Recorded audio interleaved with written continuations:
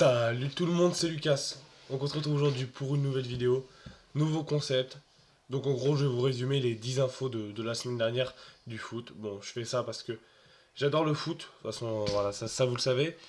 J'aimerais devenir journaliste sportif, donc bon, pour le moment, j'en suis loin. Je suis qu'en première, donc première S. Mais voilà, donc je fais ça, comme ça peut me permettre bon, je vais pas dire de m'entraîner, mais parce que ça me plaît, voilà, de parler foot, de faire ça. Bon, ma voix est un peu bizarre parce que je suis malade, donc j'ai une petite angine, mais bon, j'ai chaud quand même parce que j'ai un radiateur qu'à fond. Donc, on va passer direct à la première info foot. Donc, c'est l'info de la semaine. C'est El Mundo Deportivo qui a annoncé, en gros, donc, qui a lancé, on ne sait pas si c'est une rumeur ou pas, que France Football aurait téléphoné à Cristiano Ronaldo pour lui annoncer sa victoire au Ballon d'Or. Donc, ils auront aussi annoncé le classement. Donc, derrière, il y a Lionel Messi qui est derrière, qui a fait aussi une grosse saison. Moi, j'aurais plutôt mis Griezmann. Mais non. Troisième, Suarez. Quatrième, Neymar. Donc là, MSN qui est deuxième, troisième, quatrième. Il y a Ronaldo qui est seul devant. Après, c'est que des rumeurs et Griezmann serait cinquième. Donc Grisou a de quoi pleurer. Parce qu'après, un euro volé par Cristiano Ronaldo. Une Ligue des Champions que Cristiano Ronaldo gagne devant lui en faisant rien en finale. Bon, Griezmann rate aussi un peu nous en finale. Et là, Ronaldo qui gagne encore le ballon d'or et Griezmann qui est même pas sur le podium. C'est dur pour lui parce qu'il mérite largement au moins le podium.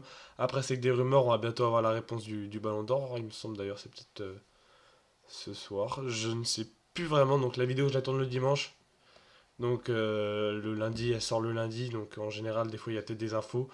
Comme le tirage au sort de la Champions League. Donc, là, j'allais en parler. Donc, il y a les 16 équipes et donc les infos demain. Donc, la vidéo, au moment où la vidéo sera sortie, normalement, le tirage au sort sera effectué.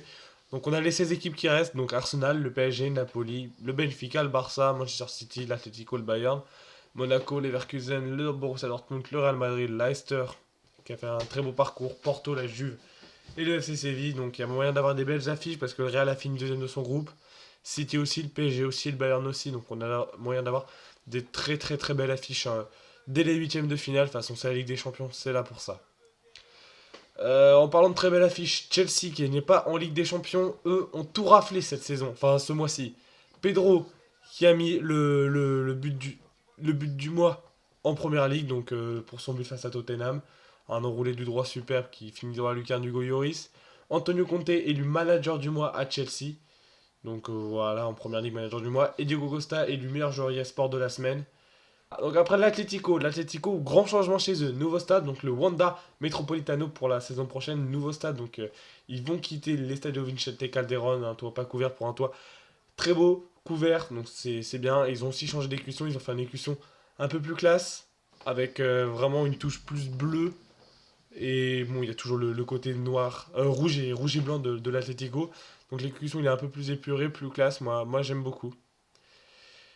Là, on va passer pour l'Europa League. L'Europa League, la finale de l'Europa League 2018, Jean-Michel Aulas va pouvoir être content. Ça se jouera au Parc OL. Donc il y aura pas mal de meufs. Aulas, il va pouvoir faire ses bails, mais quand il se souviendra que Lyon n'iront pas jusqu'en finale, il va moins rigoler, je pense. Bon, Lyon va enchaîner avec la Ligue 1. La Ligue 1, Monaco. Monaco qui déroule en ce moment en Ligue 1. C'est leurs 7 dernières victoires, ça donne quoi? Ah ouais, 7-0, 6-2, 6-0, 3-0, 4-0, 5-0, 4-0. Monaco prône le beau jeu. Il marque pas mal avec un Falcao qui vient de mettre un triplé, son premier depuis 2012, donc son quintuplé avec l'Atlético à l'époque. Monaco est en très grande forme. Jardim fait un excellent boulot avec la SM parce que il n'y a pas forcément de grandes stars. Il y a Falcao qui est un très grand joueur, bon, Fabinho qui commence à devenir un très grand joueur, Germain aussi, Bernardo Silva. Mais c'est pas des joueurs du gabarit de Sergio Agüero, quoi, des joueurs dans le style. C'est pas la MSN non plus. Ils ont Valère Germain devant, ils ont Subasic dans les buts. Glick en défense, voilà, ils ont une belle équipe. Benjamin Mendy. Et Jardim, il fait un très très bon taf. Et Monaco, je sens bien qu'ils peuvent finir premier de la Ligue 1. Et ils mériteraient, vu le taf de Jardim et la manière de jouer de Monaco. La Ligue 2, les Ultras. Il y avait un Strasbourg-Lens samedi à 15h. Victoire 3-1 de Strasbourg. Et regardez juste cette photo. Les supporters strasbourgeois et les supporters lensois. C'est beau. On n'a même pas ça en Ligue 1. Donc c'est beau d'avoir des supporters comme ça. Alors là, c'est en Ligue 2. Ça mériterait de retourner en Ligue 1. Strasbourg-Lens, c'est des clubs mythiques. Et voir la Méno comme ça avec Strasbourg, un beau tifo pour le RCSA et un beau tifo pour le RCL pour Lens. Avec à la fin, on entend les supporters qui ont aussi chanté l'un pour, enfin, ensemble Liberté pour les ultras alors qu'il n'y avait plus personne dans le stade. Non, c'est beau, c'est beau. Maintenant, on va passer au maillot. Donc, il y a deux trucs. Déjà, le maillot de Boca Junior. C'est une dinguerie. Nike a fait du très lourd pour le troisième maillot de Boca Junior. Il est juste magnifique. Regardez. Du bleu, enfin du noir, des petites bandes et maintenant du bleu en bas. C'est magnifique. De toute façon, Nike, ils sortent toujours des beaux maillots. Même le maillot là, que j'ai, Manchester City, le maillot d'entraînement, moi j'aime beaucoup. En ce moment, Nike.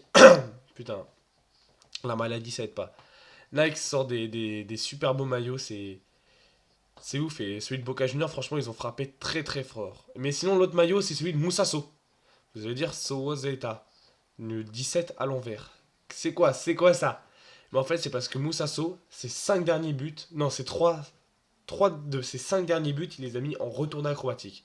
Donc Moussasso qui a marqué une dizaine de retournées acrobatiques dans sa carrière. C'est énorme. Le dernier en date, c'était contre Feyenoord, avec son club le Fenerbahçe, en Europa League jeudi. Il en avait mis un contre Manchester United juste avant, en Europa League aussi. Non, franchement, il fait très très fort Moussasso avec ses retournées acrobatiques. Donc c'est pour ça, le petit clin de Fenerbahçe pour Moussasso. Donc ils ont floqué son maillot à l'envers. Donc c'est plutôt marrant. On va maintenant parler du pauvre club brésilien de Chapecoense. Donc comme on sait, le club a été quasiment... Enfin l'équipe a été décimée, le club aussi. Donc ils repartent presque de zéro, pas totalement parce qu'il y a encore quelques joueurs, mais psychologiquement ils ont plus là, ils ont plus envie de jouer les joueurs. Donc des anciennes légendes du football, donc j'espère qu'il y aura d'autres joueurs, il y a même des bons joueurs qui ont encore un très bon niveau actuel, sont dit qu'ils vont jouer pour Chapecoense, donc gratuitement, en tout cas l'année prochaine. Gratuitement, on sait pas, c'est ce qui se disait, 6 mois aussi ce qui se disait, donc on verra bien. Donc pour le moment, Maicon Douglas, donc la légende, le défenseur droit brésilien, pareil. Riquelme Zé Roberto, donc Zé Roberto 41 ans, Riquelme encore un bon niveau. Enfin, assez vieux, mais bon, techniquement, les gars, ils sont présents. Donc ça fait déjà 4 joueurs. Adriano, l'attaquant, l'avancante, l'ancien de l'Inter. L'Inter a dit qu'il voulait aussi jouer pour Chapecoense. Et mon joueur préféré, donc Ronaldinho. Pour moi, la meilleure légende de tous les temps. Donc on va peut-être le revoir sur les terrains avec Chapecoense. Donc ouais, c'est un beau geste. C'est beau que des clubs, enfin des joueurs s'engagent encore pour aller jouer en fait dans ce club-là parce que enfin, ça va être compliqué franchement pour Chapecoense de repartir à zéro, même pour les supporters mentalement ça va être compliqué donc on peut espérer juste qu'ils arrivent à se relancer. Bon, les gagnants de la Copa Sudamericana 2015-2016 mais on sent que c'est pas la enfin ils s'en foutent un peu de l'avoir gagné et j'espère juste que ce club va pouvoir repartir. Ils étaient partis de très loin il y a 5 6 ans, il me semble. Ils étaient en quatrième division brésilienne. Là, ils étaient en finale de Ligue Europa. C'est beau. C'est beau et c'est tragique aussi. Donc voilà. Bon, j'espère que cette vidéo vous aura plu. Si ce concept vous plaît, lâchez un like, abonnez-vous. Ciao les gars.